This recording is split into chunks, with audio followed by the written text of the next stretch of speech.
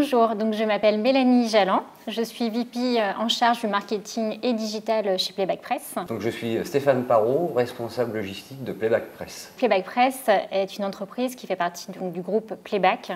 Playback est un groupe indépendant créé par 3 copains il y a plus de 30 ans, dont la mission est changer l'éducation des enfants. Playback Press, dans ses succès, publie plusieurs journaux pour enfants, dont Le Petit Quotidien, journal d'actualité tous les jours pour les 6-10 ans, Mon Quotidien pour les 10-13 ans et L'Actu pour les 13-18 ans. Donc chaque jour, nous envoyons environ 100 000 journaux par voie postale, puisqu'on est distribué uniquement par abonnement. Donc l'abandon du film plastique est un gros sujet chez Playback Press. Il y a 3 objectifs pour nous à l'abandon de ce film plastique. Le premier, c'était un objectif par rapport à la réglementation, puisque la loi de la transition énergétique de 2015 prévoyait l'interdiction du film plastique, et donc il fallait s'adapter rapidement. La deuxième, c'est par rapport à l'éthique de Playback, puisque Playback publie des journaux papier tous les jours, et on a tous nos journaux qui sont imprimés sur papier recyclé ou PEFC. Le film plastique, du coup, dénotait en fait avec ce côté écologique. Et on a beaucoup de sujets aussi qui concernent l'environnement. Ça dénote par rapport toujours au film plastique. Et la troisième, c'est par rapport à nos abonnés, puisque nos abonnés nous écrivaient ponctuellement sur le fait que les journaux étaient super, mais c'était dommage d'avoir encore cet emballant plastique polluant. L'abandon du film s'est fait en plusieurs phases. La première chose, c'est qu'on a commencé à plier le journal pour diminuer la superficie du plastique. À la suite de ça, il y a eu pas mal d'ateliers de travail avec nos différents prestataires, La Poste, le SPQN à l'époque, qui faisaient des réunions avec d'autres éditeurs pour nous expliquer qu'ils nous accompagneraient.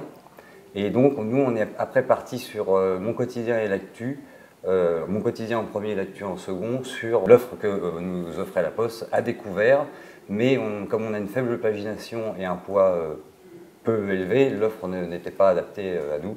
Nous avons développé avec Diffusion Plus, qui nous a énormément accompagnés sur ce projet, et Sigma, donc le constructeur de machines de mise sous film, un enveloppant papier.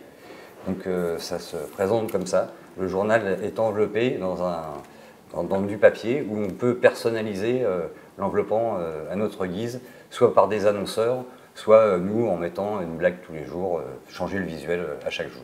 On n'a que des avantages au niveau de la distribution, puisque déjà le journal plié a une meilleure main pour la distribution postale. Même dans les bureaux de poste, ils ont plus de facilité à trier. On peut personnaliser à notre guise sans avoir un surcoût d'affranchissement. Il n'y a pas de publicité à déclarer sur cet enveloppant, puisqu'on ne touche pas au journal. En fait, les tests ont commencé en 2018. À l'issue de ces tests, on a vu que sur nos 4 titres principaux, 3 des titres principaux avaient vraiment de très bons résultats sur l'envoi à découvert, puisque 85% sur les 3 titres de nos abonnés interrogés trouvaient que l'envoi à découvert était mieux que l'envoi sous film plastique, que c'était plus écologique, ils saluaient l'initiative.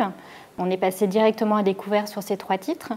Pour Le Petit Quotidien, ça a été un petit peu plus compliqué, puisque c'est un 4 pages, donc c'est beaucoup plus fin. On a travaillé donc avec les routeurs, avec Stéphane, en interne à rédaction. Et du coup, c'est vrai qu'on a développé du coup l'enveloppant pour Le Petit Quotidien. On a fait des enquêtes aussi, et là, c'est pareil.